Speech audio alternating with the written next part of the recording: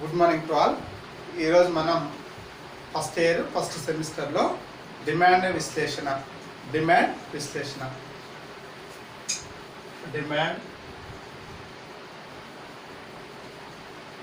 Analysis.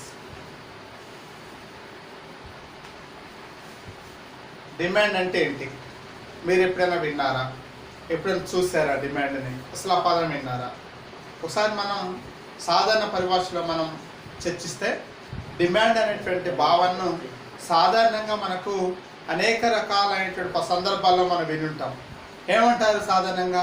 అరే వాడు చాలా డిమాండ్ ఉందిరా, అరే ఆ వస్తువు చాలా మస్తు డిమాండ్ ఉందిరా, అరే చికెన్ బాగా డిమాండ్ ఉంది, ఇప్పుడు మటన్ బాగా డిమాండ్ ఉందని చెప్తున్నారు. ఏంటి అసలు డిమాండ్ అంటే ఏంటి అనేది ఒకసారి మనం పరిశీలిస్తే, డిమాండ్ అంటే ఏంటి అనేటువంటి దాన్ని ఇక్కడ మనం పరిశీలించి చూసినట్లయితే, డిమాండ్ అనేటువంటి దాన్ని ఒక వస్తువు యొక్క ఒక వస్తువును కొనాలనేటువంటి కోరికతో పాటు కొనగలిగే శక్తి ఉన్నటువంటి దానినే డిమాండ్ అంటారు. అయితే ఒక వస్తువుకు ఎప్పుడు డిమాండ్ ఉంటుంది? ఒక వస్తువు యొక్క బాగా కావాలని ప్రజలు ఎప్పుడు ఎగబడతారు, ఎప్పుడు ఇష్టపడతారు అనేది ఒకసారి మనం పరిశీలించి చూసినట్లయితే, ఏదైతే ఒక వస్తువును కొనాలనేటువంటి కోరికతో పాటు కొనగలిగే శక్తి, రెండు, పర్చేసింగ్ పవర్, కొనాలనేటువంటి కోరిక డిజైర్ మరియు కొనగలిగేటువంటి శక్తి రెండు ఉన్నప్పుడు మాత్రమే ఒక వస్తువుకు డిమాండ్ ఏర్పడుతుంది. అంటే ఆ వస్తువుని కావాలని మనం కోరుకోవటం ప్రతి ఒక్కరికి ఉంటుంది. ఇవాళ కోరికలు అనేటువంటివి అనంతాలు, కోరికలు అనేటువంటివి అసంఖ్యాకాలు. కాబట్టి ఈ అనంతాలైనటువంటి, అసంఖ్యాకాలైనటువంటి, అపరిమితాలైనటువంటి కోరికలను మనం ప్రతి ఒక్కరు తీర్చుకోవాలని ప్రయత్నం చేస్తాం. కాబట్టి ఏదైనా ఇప్పుడు ఫర్ ఎగ్జాంపుల్ ఒక వ్యక్తిని తీసుకున్నప్పుడు ఒక వ్యక్తికి కారు కొనాలనే కోరిక బలంగా ఉంటుంది. వ్యక్తికి ఏముంటుంది? ఒక కారు కొనాలనేటువంటి కోరిక ఉంటుంది. మీకు మాత్రం లేదా కారు కొనాలని? అందరికీ ఉంటుంది కారు కొనాలనేటువంటి కోరిక. అంటే కారును కొనాలనేటువంటి కోరికతో పాటు ఇంకేముండాలి? కొనగలిగే శక్తి ఉండాలి, పర్చేసింగ్ పవర్. కేవలం కారును కొనాలంటే కోరిక ఒకటి ఉండగానే సరిపోదు. ఆ కారును కొనాలనేటువంటి కోరికతో పాటు కొనగలిగేటువంటి శక్తి ఉండాలి. అదేవిధంగా మరొక వ్యక్తికి సైకిల్ కొనాలనేటువంటి కోరిక, కొనగలిగే శక్తి, ఈ రెండు ఉండాలి. సైకిల్ కొనాలన్నప్పటికీ, కారు కొనాలనుకున్నప్పటికీ, లేదా ఒక ఇల్లును కొనాలనుకున్నప్పటికీ, ఎప్పుడైతే ఈ కొనాలనేటువంటి కోరికతో పాటు కొనగలిగే శక్తి రెండు ఉంటాయో అప్పుడు మాత్రమే ఆ వస్తువుకు డిమాండ్ ఏర్పడుతుంది. డిమాండ్ అనేటువంటిది ఏర్పడుతుంది. మరి ఇక్కడ మనం ఒక వ్యక్తిని తీసుకుందాం. నీ పేరు ఏంటమ్మా? సుజాత. రైట్, సుజాత. మన సుజాతని ఇక్కడ మనం తీసుకుంటే, సుజాతకి కారును కొనాలనేటువంటి కోరిక చాలా బలంగా ఉంది. కానీ కారును కొనగలిగే శక్తి ఆమెకు లేదు.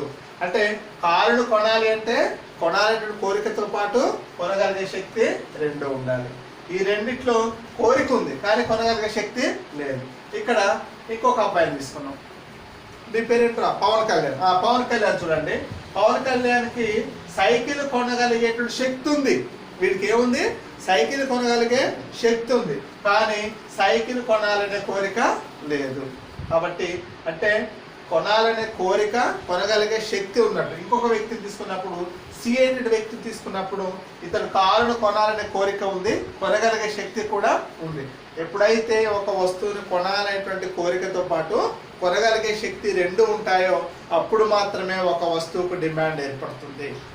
ఏదైనా ఒక వస్తువుకు డిమాండ్ ఎప్పుడు ఏర్పడుతుందండి? కొనాలనేటువంటి కోరికతో పాటు కొనగలిగే శక్తి ఉండాలి. డిమాండ్ అంటే ఒక నిర్ణీత కాలంలో, ఒక నిర్ణీత ధర వద్ద కొనుగోలుకు సిద్ధంగా ఉన్నటువంటి వస్తు పరిమాణాన్ని డిమాండ్ అంటారు. ఆచార్య మార్షల్ ప్రకారం డిమాండ్ అంటే ఏంటి? ఒక నిర్ణీత కాలంలో, ఒక నిర్ణీత ధర వద్ద కొనుగోలుకు సిద్ధంగా ఉన్నటువంటి వస్తు పరిమాణాన్ని. ఇప్పుడు ఈ సర్టెన్ ఈ టైంలో ఇక్కడ నా దగ్గర ఒక పెన్ను ఉంది. ఈ పెన్ను 10 రూపాయలకు కొనుగోలు చేయడానికి సిద్ధంగా ఉంది. ఎవరైనా 10 రూపాయలు చెల్లించి తీసుకోవచ్చు. ఇష్టం ఉండి 10 రూపాయలు ఉంటేనే. అంటే పెన్ను కొనాలనే కోరిక ఉండాలి, ఈ పెన్నును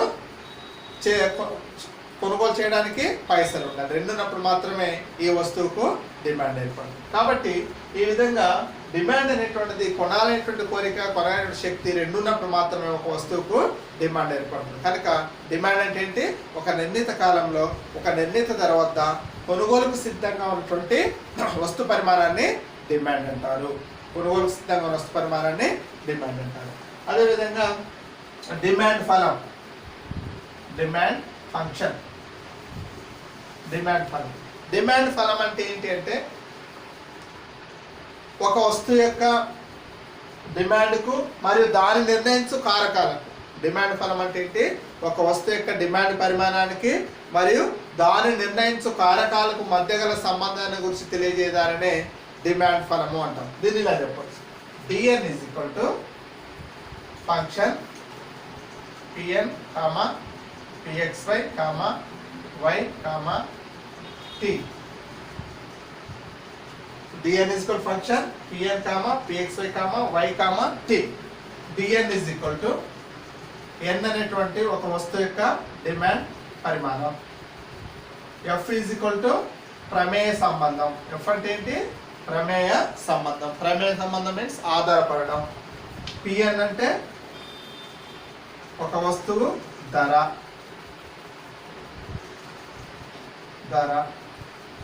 pxy అంటే ఇతర వస్తువుల ధరలు. ఇతర వస్తువుల ధరలు. y is equal to వినియోగదారుని ఆదాయం. t is equal to వినియోగదారుని అభిరుచి, అలవాటు. ఈ విధంగా డిమాండ్ ఫలం ఏం తెలియజేస్తుంది అంటే ఒక వస్తువు యొక్క డిమాండ్ పరిమాణానికి మరియు దాన్ని నిర్ణయించు కారకాలకు మధ్య గల సంబంధాన్ని గురించి తెలియజేయడాన్ని డిమాండ్ ఫలం అంటారు. అంటే ఒక వస్తువు యొక్క డిమాండ్ నిర్ణయించేటువంటి కారకాలు ఇవన్నీ కూడా. అంటే ఒక వస్తువు యొక్క డిమాండ్ పరిమాణం దేనిపైన ఆధారపడి ఉంటుంది? ఈ అన్ని కారకాలపైన ఆధారపడుతుంది. ఒక వస్తువుకు డిమాండ్ అనేటువంటిది ఈ అన్ని కారకాలపైన. D N is equal to function P N comma P X Y comma Y comma T. అంటే డిఎన్ అనేటువంటిది వస్తువు యొక్క డిమాండ్. ఎన్ మీన్స్ ఒక నెంబర్ ఆఫ్ గుడ్. ఒక వస్తువు యొక్క డిమాండ్ అనేటువంటిది డిమాండ్ పరిమాణం. దేనిపైన? ఎఫ్ మీన్స్ ప్రమేయం. ప్రమేయ సంబంధం అంటే ఆధారపడటం. దేని మీద ఆధారపడుతుందండి? పిఎన్. పిఎన్ మీన్స్ ఒక వస్తువు యొక్క ధర. పిఎక్స్వై అంటే ఇతర వస్తువుల ధరలు, అంటే ప్రత్యామ్నాయ పూరక వస్తువుల ధరలు. పిఎక్స్వై అంటే ఏంటి? ప్రత్యామ్నాయ పూరక వస్తువుల ధరలు. మరియు వై మీన్స్ వినియోగదారుని ఆదాయం. టీ అంటే వినియోగదారుని యొక్క అభిరుచి, అలవాట్లను గురించి తెలియజేస్తూ ఉంటుంది. దీన్నే డిమాండ్ ఫలము అంటాం. అదేవిధంగా డిమాండ్ నిర్ణయించేటువంటి అంశాలు వీటిని ఎక్స్ప్లెయిన్ చేసుకుందాం మనం. Determination of demand.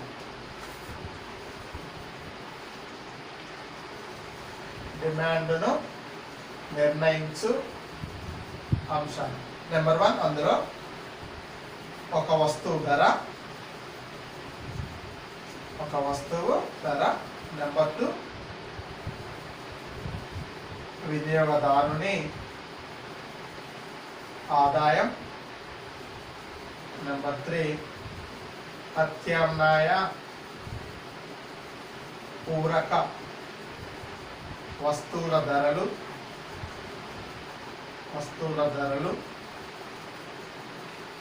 వినియోగదారుని అభిరుచి, అలవాట్లు. ఇవి డిమాండ్ నిర్ణయించేటువంటి ప్రధానమైనటువంటి అంశాలు, ప్రధానమైనటువంటి కారకాలు. అందులో నెంబర్ 1 డిమాండ్ నిర్ణయించేటువంటి అంశాల్లో నెంబర్ 1 ఒక వస్తువు ధర. ఒక వస్తువు యొక్క ధర డిమాండ్ను ఎలా నిర్ణయిస్తుంది? ఒక వస్తువుకు డిమాండ్కు ఉన్నటువంటి సంబంధం ఏంటి అంటే ఒక వస్తువు యొక్క ధరకు డిమాండ్కి ఎలాంటి సంబంధం ఉంటుంది అనేది మనం ఇక్కడ ఇంతకుముందు డిమాండ్ ఫలం చూసినాం. అంటే ఒక వస్తువు యొక్క డిమాండ్ నిర్ణయించే క్రమంలో ధర కీలక పాత్రను పోషిస్తుంది. ఒక వస్తువు యొక్క డిమాండ్ నిర్ణయించే క్రమంలో ఏంటి కీలక పాత్రను పోషిస్తుందమ్మా? ధర కీలక పాత్రను పోషిస్తుంది. అంటే ఒక వస్తువు యొక్క ధరకు డిమాండ్కి ఎలాంటి సంబంధం ఉంటుందంటే ఒక వస్తువు యొక్క ధరకు డిమాండ్కు మధ్య విలోమ సంబంధం ఉంటుంది. ఎలాంటి సంబంధం ఉంటుంది? విలోమ సంబంధం. అంటే విలోమ సంబంధం మీన్స్ యాంటీ రిలేషన్, వ్యతిరేక సంబంధం ఉంటుంది, రుణాత్మక సంబంధం ఉంటుంది. అంటే ఒక వస్తువు యొక్క ధర పెరిగితే డిమాండ్ పరిమాణం తగ్గుతుంది. ఒక వస్తువు యొక్క ధర పెరిగితే డిమాండ్ పరిమాణం ఏమవుతుంది? తగ్గుతుంది. అది ఎప్పుడు? ఇతర పరిస్థితుల్లో మార్పు లేనంత వరకు, ఇతర పరిస్థితులన్నీ స్థిరంగా ఉన్నాయని భావించినట్లయితే ఒక వస్తువు ధర పెరిగితే డిమాండ్ తగ్గుతుంది. అదేవిధంగా వస్తువు ధర తగ్గితే డిమాండ్ పరిమాణం పెరుగుతుంది. వస్తువు యొక్క ధర తగ్గితే డిమాండ్ పరిమాణం పెరుగుతుంది. అది ఎంతసేపటి వరకు? ఇతర పరిస్థితుల్లో మార్పు లేనంత వరకు, ఇతర పరిస్థితులన్నీ స్థిరంగా ఉన్నాయని, సాధారణ పరిస్థితుల్లో మాత్రమే ధర పెరిగితే డిమాండ్ తగ్గుతుంది, ధర తగ్గితే డిమాండ్ పరిమాణం పెరుగుతూ ఉండేటువంటి విషయాన్ని ఇక్కడ మనం గమనించవచ్చు అన్నమాట. అంటే ఒక వస్తువు యొక్క సాధారణంగా ఎక్కడైనా చూడండి, ఇప్పుడు మనకు ఇక్కడ మన బస్ స్టాండ్ సెంటర్లో కానీ, ఇక్కడ రోడ్ల మీద కానీ, అక్కడ క్లాసులు అక్కడక్కడ జంక్షన్లలో మన రోడ్ల మీద పెట్టి జీన్స్ షర్ట్స్, జీన్ ప్యాంట్స్, షూలు ఇవన్నీ అమ్ముతుంటారు. అక్కడ 1000కి 2 షర్ట్స్ 3 షర్ట్స్ అన్నారు అనుకోండి, ఏం చేస్తాం మనం? ఎగబడి కొనుగోలు చేస్తాం. ఎందుకంటే ఒక షర్ట్ని మన షాప్లో కొనాలంటే 1000 రూపాయలు పెట్టాలి. అదే 1000 రూపాయలు పెడితే మనం బయట ఎన్ని వస్తున్నాయమ్మా? 3 షర్ట్స్ వస్తున్నాయి. ఎన్ని వస్తున్నాయి? 3 వస్తున్నాయి. కాబట్టి ఏం చేస్తామంటే ధర తగ్గితే ఆటోమేటిక్గా డిమాండ్ ఏమవుతుంది? పెరుగుతుంది. అదేవిధంగా 1000 రూపాయల వస్తువు 2000 అయింది అనుకోండి, అప్పుడు కొనుగోలు చేస్తారా? చేయరు. అంటే ధర పెరిగితే డిమాండ్ పరిమాణం తగ్గుతుంది. అంటే 10 రూపాయల వస్తువు 20 రూపాయలు అయినప్పుడు దాని డిమాండ్ ఆటోమేటిక్గా తగ్గిపోతుంది. అదేవిధంగా 10 రూపాయలు ఉన్నటువంటి వస్తువు 2 రూపాయలు తగ్గిపోయింది అనుకోండి, ఆటోమేటిక్గా దానికి ఉన్న డిమాండ్ పరిమాణం ఏమవుతుంది? పెరుగుతుంది. ఈ విధంగా వస్తువు యొక్క ధరకు డిమాండ్కు మధ్య విలోమ సంబంధం ఉంటుంది, వ్యతిరేక సంబంధం ఉంటుంది. ధర పెరిగితే డిమాండ్ పరిమాణం తగ్గుతుంది, ధర తగ్గితే డిమాండ్ పరిమాణం పెరుగుతుంది. కాబట్టి ధరకు డిమాండ్కు మధ్య వ్యతిరేక సంబంధం ఉంటుంది. ఎలాంటి సంబంధం ఉంటుంది? వ్యతిరేక సంబంధం. అంటే వదిన మర్దలు అలాంటి సంబంధం ఉంటుంది. ఇక్కడ ఎలాంటి సంబంధం ఉంటుంది? వదిన మర్దలు ఎట్లా కలిసిపోతారు ఇద్దరు, అలా ఉండదు. పచ్చి గడ్డి వేస్తే బగ్గు అంటారు ఇద్దరి మధ్య. కాబట్టి బావబామర్దుల మధ్య కూడా అలాంటిది. ఎలాంటి సంబంధం? యాంటీ రిలేషన్, వ్యతిరేక సంబంధం ఉంటుంది. కాబట్టి ధరకు డిమాండ్కు విలోమ సంబంధం.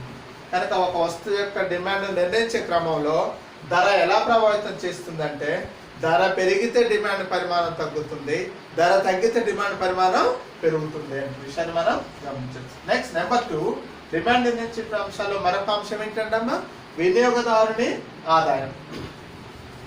ఎప్పుడైనా ఒక వినియోగదారుడి ఆదాయం పెరిగితే ఆటోమేటిక్గా డిమాండ్ పరిమాణం కూడా పెరుగుతుంది.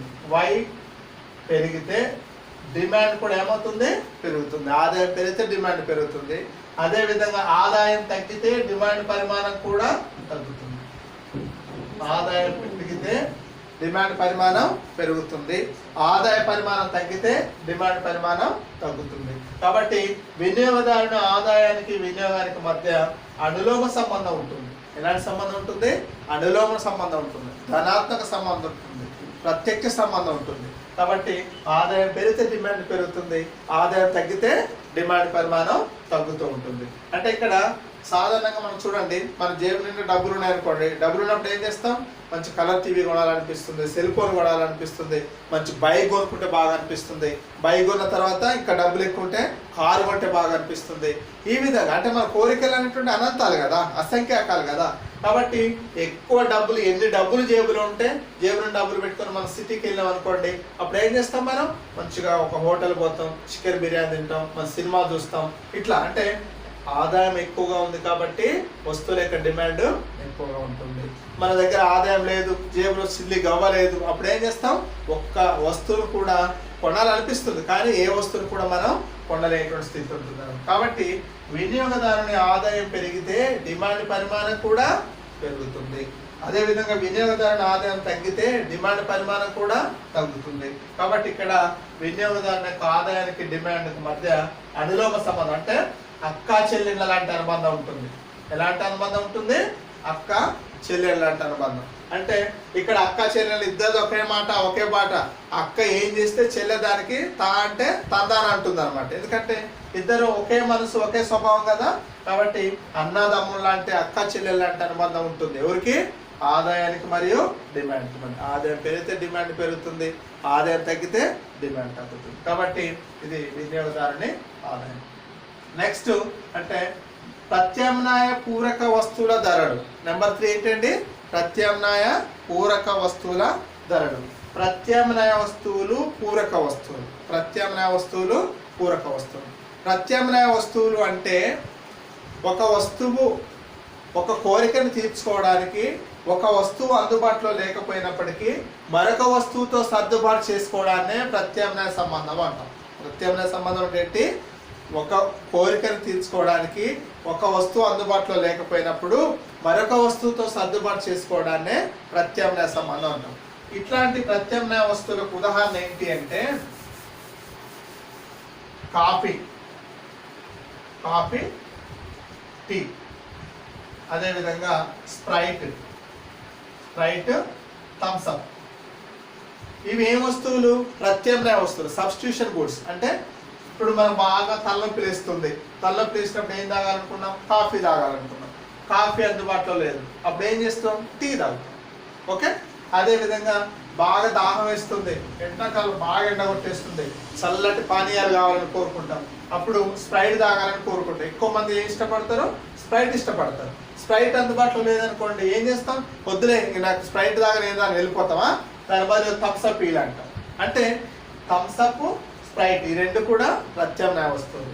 అదేవిధంగా కాఫీ, టీలు ప్రత్యామ్నాయ వస్తువులు. కనుక ఒక వస్తువు అందుబాటులో లేకపోయినా, అంటే కాఫీ అందుబాటులో లేకపోయినా టీతో సర్దుబాటు చేసుకుంటాం. అదేవిధంగా స్ప్రైట్ అందుబాటులో లేకపోయినా థమ్స్అప్తో సర్దుబాటు చేసుకుంటాం. ఇక్కడ అంటే ఈ ప్రత్యామ్నాయ వస్తువు ఏమన్నా ఇక్కడ ప్రత్యామ్నాయ పూరక వస్తువుల ధరలు. అంటే ఇప్పుడు ఏమైంది? కాఫీ ధర పెరిగింది, కాఫీ ధర ప్రైస్, కాఫీ ప్రైస్ ఏమైంది? పెరిగింది.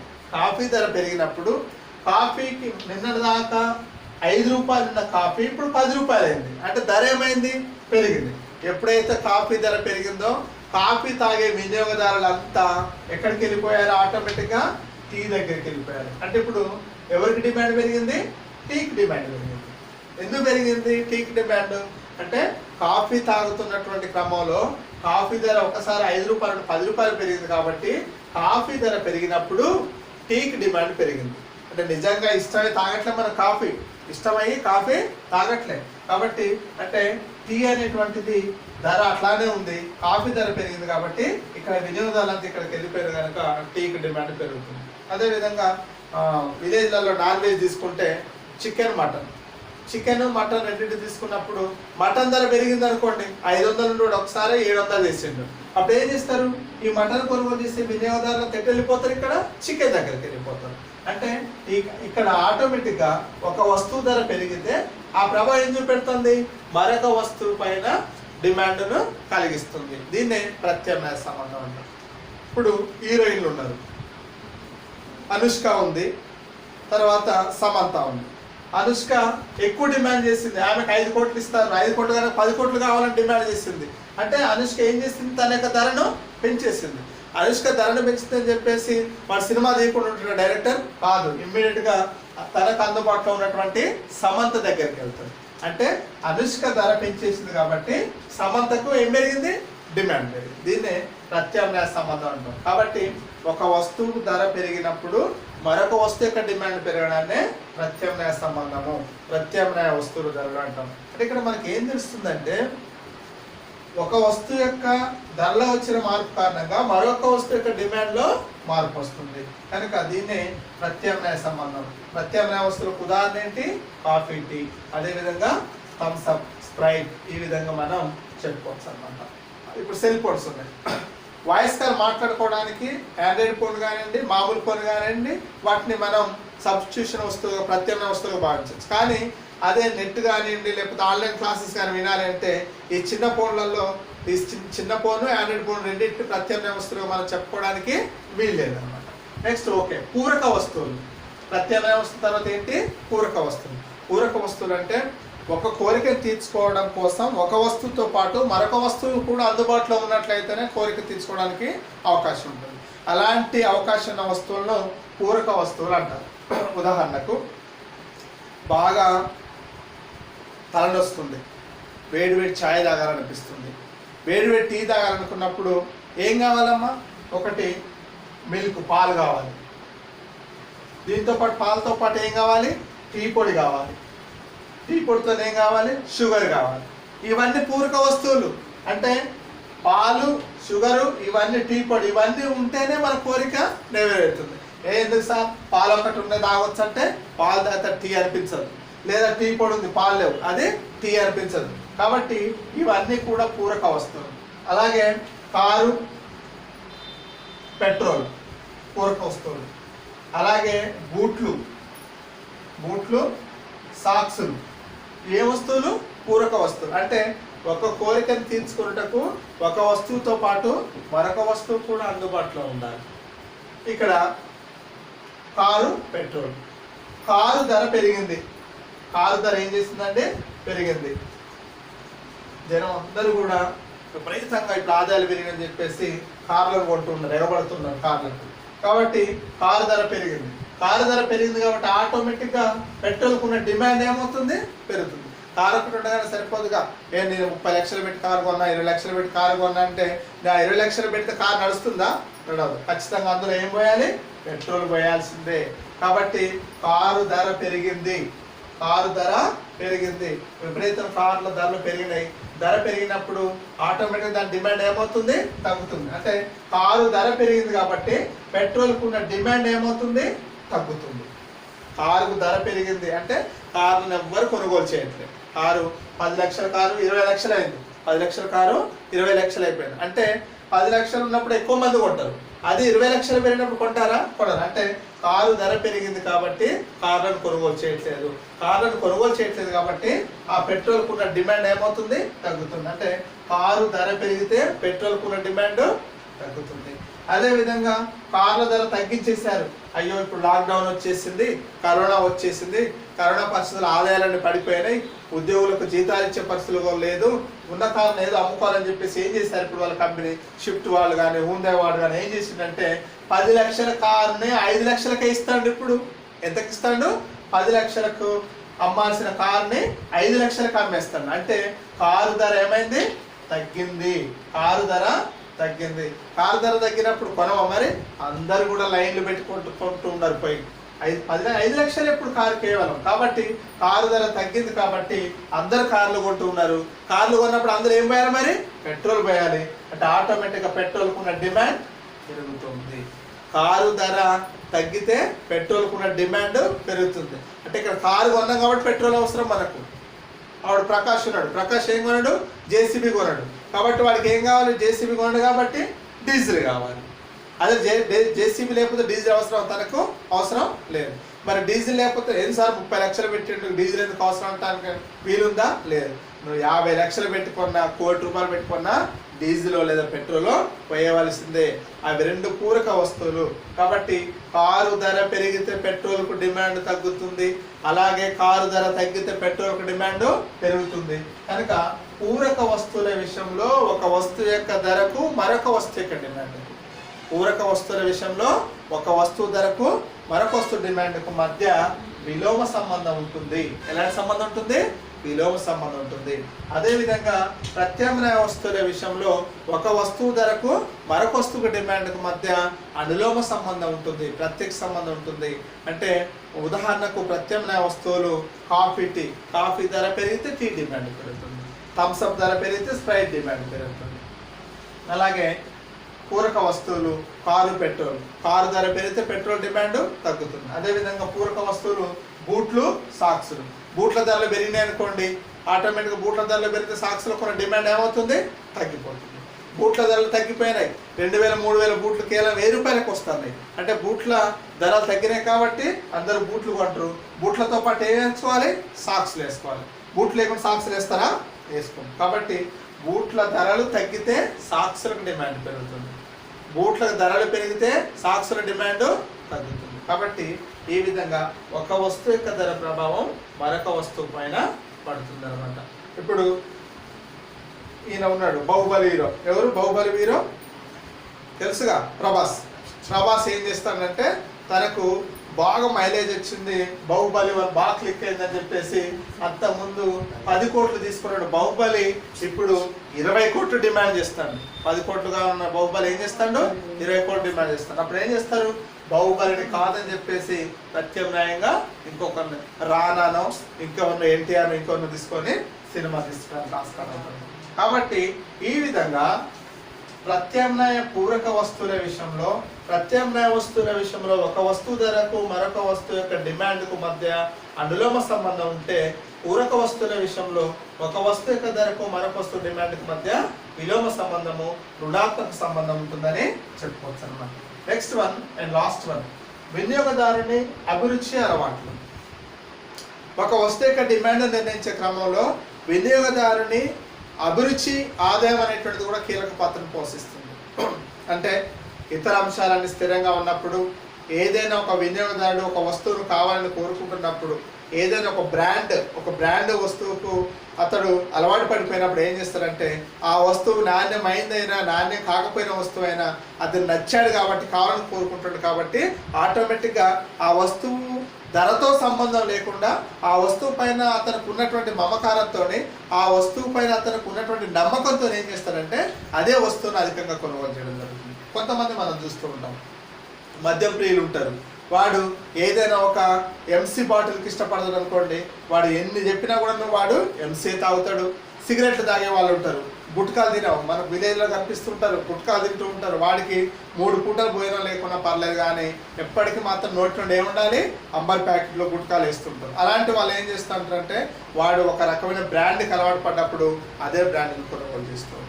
అదేవిధంగా మనం ఇళ్లలో వాడేటువంటి వంట నూనెలు కానివ్వండి, మనం ఉపయోగించే నిత్యావసరాలు కానివ్వండి, మన నిరంతరం ఉపయోగించే టూత్పేస్ట్ కానివ్వండి, కొంతమంది పెప్సోడెంట్, కొంతమంది కోల్గేట్, కొంతమంది డాబర్ లాల్, కొంతమంది ఇట్లా ఒక రకమైనటువంటి ఏదైనా ఒక వస్తువుకు అలవాటు పడిపోయినప్పుడు, ఆ వస్తువు ఇష్టపడినప్పుడు ఆటోమేటిక్గా ఏం చేస్తారంటే అదే వస్తువుని కొనుగోలు చేయడం జరుగుతుంది. కాబట్టి ఒక వస్తువు యొక్క డిమాండ్ అనేటువంటి దేనిపైన ఆధారపడి ఉంటుంది అంటే, ఆ వినియోగదారుని యొక్క అభిరుచి అలవాట్ల పైన, వినియోగదారుడు నిరంతరం తన యొక్క కోరికల పైన ఈ వస్తువు యొక్క డిమాండ్ పరిమాణటువంటిది ఆధారపడి ఉంటుందని మనం చెప్పుకోవచ్చు అన్నమాట. ఓకే, నెక్స్ట్ డిమాండ్లో రకాలు, టైప్స్ ఆఫ్ డిమాండ్.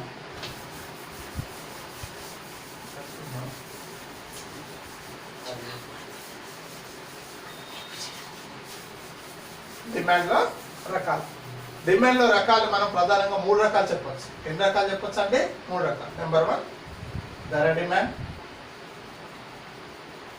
నెంబర్ 2 ఆదాయ డిమాండ్, నెంబర్ 3 జాత్యంతర డిమాండ్. ధర డిమాండ్, ఆదాయ డిమాండ్, జాత్యంతర demand, price demand, income demand and cross demand అని 3 రకాలు చెప్పవచ్చు. ధర డిమాండ్, ధర ప్లస్ డిమాండ్. ధరకు డిమాండ్కు మధ్య గల సంబంధాన్ని గుర్తు తెలియజేసేదే ధర డిమాండ్. ధర డిమాండ్ అంటే ఏంటి? ధరకు డిమాండ్కు మధ్య గల సంబంధాన్ని గుర్తు తెలియజేసేదే ధర డిమాండ్. ఆదాయ డిమాండ్ అంటే ఆదాయానికి డిమాండ్కి మధ్య సంబంధాన్ని తెలియజేసేదే ఆదాయ డిమాండ్. జాత్యంతర డిమాండ్ అంటే ప్రత్యామ్నాయ పూరక వస్తువుల ధరలకు మరొక వస్తువు డిమాండ్కి మధ్య సంబంధం తెలియజేసేదే జాత్యంతర డిమాండ్. ఇక్కడ ధర డిమాండ్ నెంబర్ 1 మనం నేర్చుకోవాల్సింది ఏంటి? ఇప్పుడు నెంబర్ 1 ధర డిమాండ్. ధర ఒక వస్తువు యొక్క విలువను ద్రవ్య రూపంలో చెప్పడాన్నే ధర అంటాం. ధర అంటే ఏంటి? ఒక వస్తువు యొక్క విలువను ద్రవ్య రూపంలో చెప్పడం. డిమాండ్ అంటే ఒక నిర్ణీత కాలంలో నిర్ణీత ధర వద్ద కొనుగోలుకు సిద్ధంగా ఉన్న వస్తు పరిమాణాన్ని డిమాండ్ అంటారు. ఇక్కడ ధర డిమాండ్. మరి ఒక ధర డిమాండ్ అంటే ఒక వస్తువు యొక్క ధరకు డిమాండ్కి మధ్య ఎలాంటి సంబంధం ఉంటుంది? ఒక వస్తువు యొక్క ధరకు డిమాండ్కి మధ్య ఎలాంటి సంబంధం ఉంటుంది?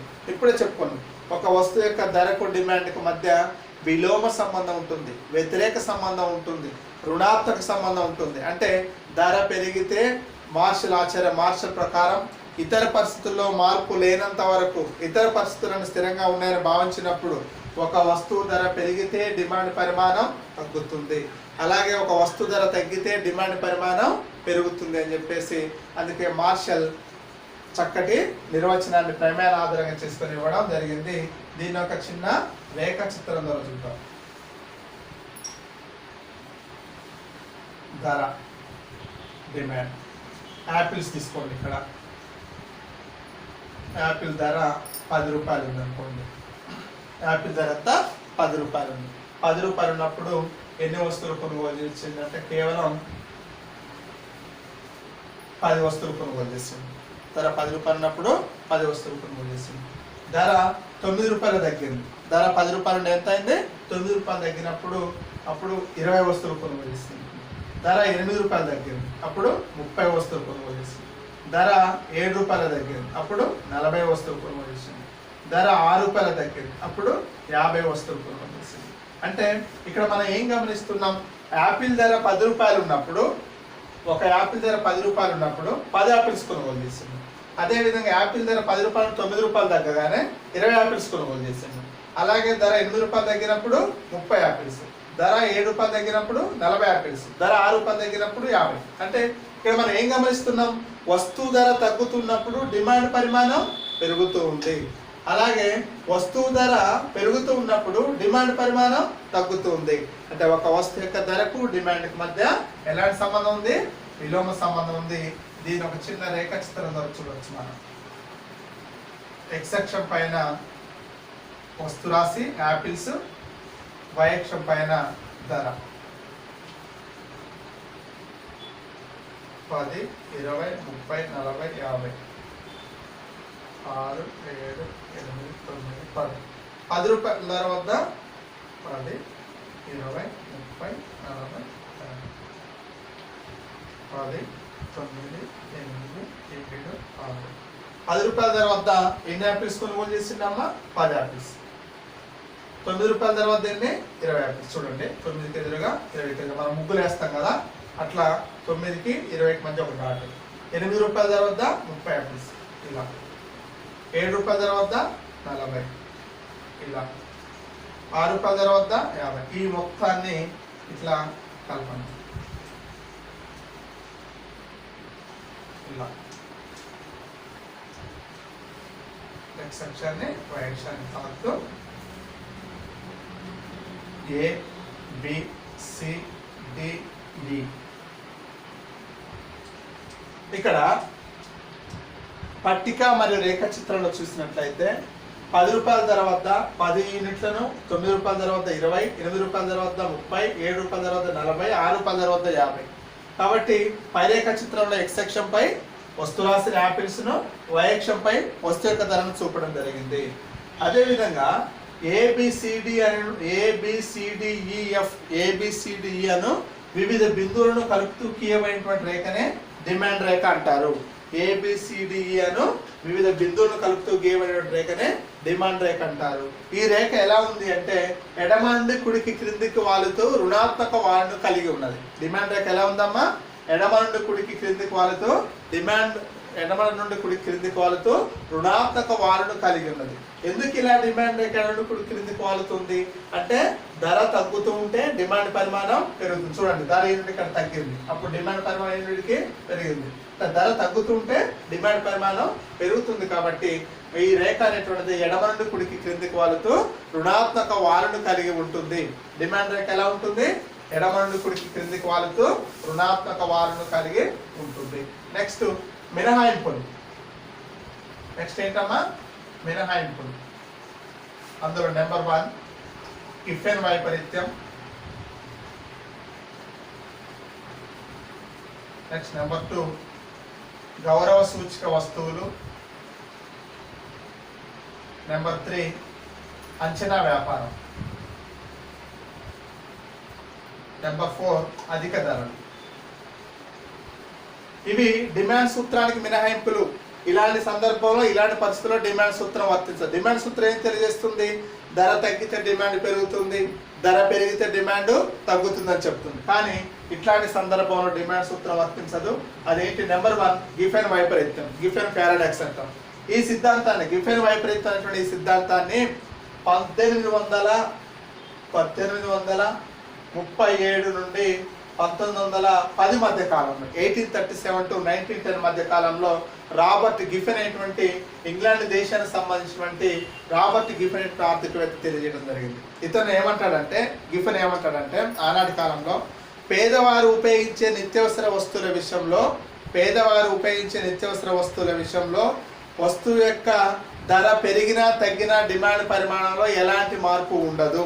అంటే పేదవారు ఉపయోగించే నిత్యావసర వస్తువుల విషయంలో ధర పెరిగినా తగ్గినా డిమాండ్ పరిమాణంలో ఎలాంటి మార్పు ఉండదు. అంటే సాధారణంగా ఏంటి, మనకు ధర పెరిగితే డిమాండ్ తగ్గాలి, ధర తగ్గితే డిమాండ్ పెరగాలి. కానీ ఏమంటాడంటే ధర పెరిగినా ధర తగ్గినా డిమాండ్లో ఎలాంటి మార్పు ఉండదు, డిమాండ్ కాన్స్టాంట్ ఉంటుంది. ఏ వస్తువుల విషయంలో? పేదవారు ఉపయోగించే నిత్యావసర వస్తువుల విషయంలో. అంటే ఉదాహరణకు పేదవారు ఉపయోగించే నిత్యావసర వస్తువులు, గిఫెన్ వస్తువులు ఏంటి?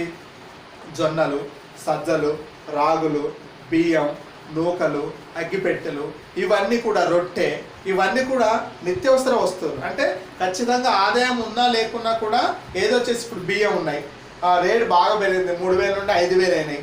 బియ్యం ధర పెరిగిందని చెప్పేసి ఉపాసం ఉంటామా? ఉండం కదా. ఇతర ఖర్చులైనా సండే తెచ్చుకునే చికెన్ తగ్గిస్తాం, వారం పోయే సినిమాని తగ్గిస్తాం, ఇవన్నీ తగ్గించి ఏం చేస్తామమ్మా? తిండి కోసం, కనీస ఆహారం కోసం కేటాయిస్తాం. కాబట్టి అంటే బియ్యము, గోధుమలు, జొన్నలు, రొట్టెలు ఇలాంటి వాటి యొక్క ధరలు పెరిగినా డిమాండ్ పరిమాణంలో మార్పు రాదు. కాబట్టి ఈ పేదవారు ఉపయోగించే నిత్యావసర వస్తువులు కాబట్టి ఇలాంటి నిత్యావసర వస్తువుల విషయంలో డిమాండ్ సూత్రం వర్తించదు.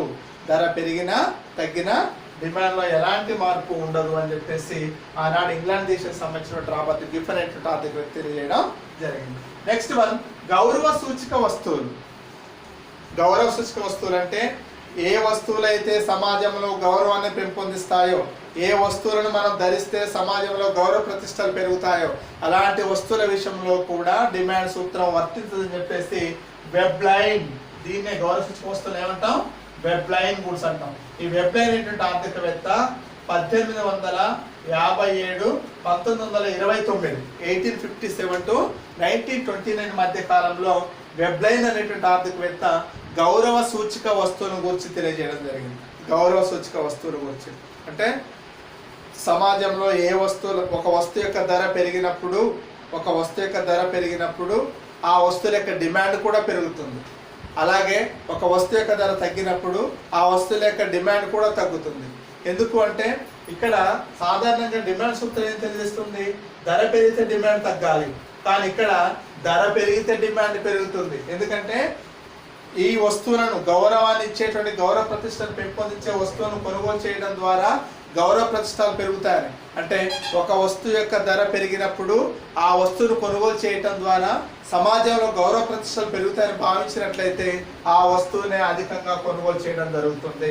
అలాగే ఒక వస్తువు యొక్క ధర తగ్గినప్పుడు ఆ ధర తగ్గిన వస్తువును కొనుగోలు చేయడం ద్వారా సమాజంలో గౌరవ ప్రతిష్టలు తగ్గుతాయని భావించి తక్కువగా కొనుగోలు చేయడం జరుగుతుంది. ఉదాహరణకు సంపన్న వర్గాలు, ఉన్నత వర్గాలు ఉన్నారు. వీళ్ళు ఏం చేస్తారంటే బంగారం ధర బాగా పెరుగుతుంది. ఇప్పుడు బంగారం ధర ఒకప్పుడు 30,000 ఉన్న బంగారం ఇవాళ సుమారు 45,000 50,000 ఉంది. అయితే 30,000 45,000 50,000 ఉన్నప్పటికీ కొనుగోలు మాత్రం తగ్గుతుందా? తగ్గదు. ఎందుకంటే ఈ అధిక ధర వద్దనే బంగారం ధర ఎక్కువగా పెరిగినప్పుడు అధిక ధర వద్దనే ఎక్కువగా కొనుగోలు చేసి ఏం చేస్తారంటే ప్రదర్శన చేస్తారు. అంటే మాకు ఇంత బంగారం ఉంది, మాకు ఇంత విలువైన వజ్రాలు ఉన్నాయి అనేటువంటి సమాజంలో ఎవరికి లేని వస్తువులు తనకుంట వల్ల గౌరవం పెరుగుతుందని ధర పెరిగిన వస్తువుని అధికంగా కొనుగోలు చేస్తారు. ఎందుకంటే పేదవారు కొనుగోలు చేయలేరు కదా. కాబట్టి అధిక ధర కలిగిన వస్తువుని అధికంగా కొనుగోలు చేయడం ద్వారా సమాజంలో గౌరవ ప్రతిష్టలు పెరుగుతాయని భావించినప్పుడు అధిక ధర వద్ద అధికంగా డిమాండ్ చేయడం జరుగుతుంది. కాబట్టి ఇలాంటి సందర్భంలో డిమాండ్ సూత్రం వర్తించదు. అదేవిధంగా వస్తువు ధర తగ్గింది అంటే 10,000 రూపాయలు ఉన్న టీవీ కేవలం 5,000 అయింది అనుకోండి, ఇప్పుడు కొనడు వాడు. ఎందుకంటే అందరూ కొంటారు, 5,000 టీవీ పేదోళ్ళు అందరూ కొంటారు. ఆ టీవీలు కొంటే సమాజంలో గౌరవ ప్రతిష్టలు ఉండవు. కాబట్టి ధర తగ్గిన వస్తువును కొనుగోలు చేయడం ద్వారా గౌరవం ఉండదు. వాడికి ఉంది, నాకు ఉంటే ఏ లాభం అని చెప్పేసి గౌరవం ఉండదని చెప్పేసి ఏం చేస్తారంటే తక్కువగా కొనుగోలు చేస్తారు. అంటే ధర తక్కువగా ఉన్నటువంటి వస్తువులు తక్కువగా కొనుగోలు చేస్తారు, ధర ఎక్కువగా ఉన్న వస్తువులను ఎక్కువ కొనుగోలు చేస్తే సమాజంలో గౌరవ ప్రతిష్టలు పెరుగుతాయని చెప్పేసి ఎక్కువగా కొనుగోలు చేయడం జరుగుతుంది. కాబట్టి ఇది డిమాండ్ సూత్రానికి మినహాయింపులు. కనుక ఇలాంటి పరిస్థితుల్లో డిమాండ్ సూత్రం అనేటువంటిది వర్తించదని వెబ్లైన్ అనేటువంటి ఆర్థికవేత్త తెలియజేయడం జరుగుతుంది అనమాట. కనుక ఇలాంటి సందర్భంలో డిమాండ్ మినహాయింపు రేఖ ఎలా ఉంటుందంటే ఎడమ నుండి కుడికి పైకి పోతూ ధనాత్మక వాల్ని కలిగి ఉంటుంది. ఎలా ఉంటుంది?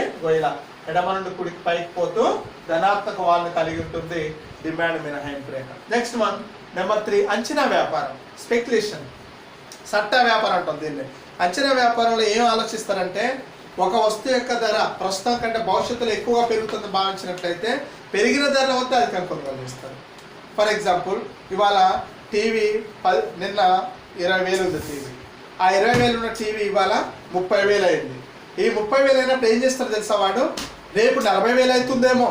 నిన్న 20,000 ఉన్న టీవీ ఇలా 30,000 అయింది, రేపు 40 అయిద్దేమో అని చెప్పేసి ఇమ్మీడియట్గా ధర పెరగానే ఏం చేస్తారు, అధికంగా కొనుగోలు చేస్తారు. అదేవిధంగా అదే టీవీ ధర 30,000 ఉన్నటువంటి టీవీ 20,000 తగ్గింది. యాక్చువల్గా నిన్న దాకా 30,000 ఉంది, ఇవాళ 20,000 తగ్గింది. 20,000 తగ్గినప్పుడు కొంటారా, కొనరు. ఏం చేస్తారు తెలుసా, వాడు ఇవాళ 20,000 అయింది కదా, రేపు 10,000 అయిద్దేమో, ఎల్లుండి ఇంకా 5,000 అయిద్దేమో. అంటే ధర తగ్గినా కూడా అత్యాశ వాళ్ళు ఏం చేస్తారంటే తక్కువగా కొనుగోలు చేస్తారు. ధర పెరుగుతున్నప్పుడేమో అయ్యో మొన్న 40,000 ఉంది, నిన్న 50,000 ఉంది, ఇవాళ 60,000, రేపు 70,000 అవుతుందేమో. బంగారం కాడ అదే చేస్తారు. బంగారం ధర ఇంకా పెరుగుద్దట, 30,000 నుండి 40,000కి వచ్చింది, 50,000కి వచ్చింది, 60,000 అయిద్దట అనే భావంతో ఏం చేస్తారంటే పెరుగుతున్నా కూడా అధికంగా కొనుగోలు చేయడం జరుగుతుంది. కాబట్టి ఇలాంటి అంచనా వ్యాపారంలో కూడా ఊహాత్మకమైన కొలమానాల ద్వారా ధర పెరిగితే అధికంగా కొనుగోలు చేస్తారు, అధికంగా డిమాండ్ ఉంటుంది. ధర తగ్గితే డిమాండ్ తక్కువగా ఉంటుంది. నెక్స్ట్ అధిక ధరలు. వినియోగదారుని యొక్క మనస్తత్వం స్వభావం ఏ విధంగా ఉంటుందంటే, ఏ వస్తువు అయితే ధర ఎక్కువ ఉంటుందో అది నాణ్యమైన వస్తువు అనుకుంటాడు వాడు, పిచ్చోడు. ధర ఏదైనా ఎక్కువ, ఎంత ఈ వస్తువు అంటే 3,000, బూట్లు ఎంత కొన్నారా బాబు అంటే 4,000, అంటే మన యొక్క భావన 4,000 కొన్నాడు. పక్కన వాడు ఇంకోటి ఏం చేసిండు, వాడు 1,000కే కొన్నాడు. ఎంత కొన్నారా రాము, 1,000. అదే చీప్ వస్తువు అని, అంటే 1,000 రూపాయలు కూడా తక్కువ వస్తువు అని, ఎంత ధరలు పెడితే అంత నాణ్యమైన వస్తువు అని వినియోగదారుల భావన కలిగినప్పుడు అధిక ధరలు కలిగిన వస్తువులను అధికంగా కొనుగోలు చేయడం జరుగుతూ ఉంటుంది. ఈ విధంగా డిమాండ్ సూత్రానికి ఇట్లాంటి సందర్భాల్లో డిమాండ్ సూత్రం వర్తించదని చెప్పేసి గిఫర్ వైపరీత్యం, గౌరవ సూచక వస్తువులు, అంచనా వ్యాపారం, అధిక ధరలు కలిగిన వస్తువుల విషయంలో డిమాండ్ సూత్రం వర్తిస్తుందని మనం చెప్పవచ్చు అనమాట. రేపు మనం డిమాండ్ రకాలు, మిగతా రకాల గురించి చెప్తున్నాం. Okay, thank you.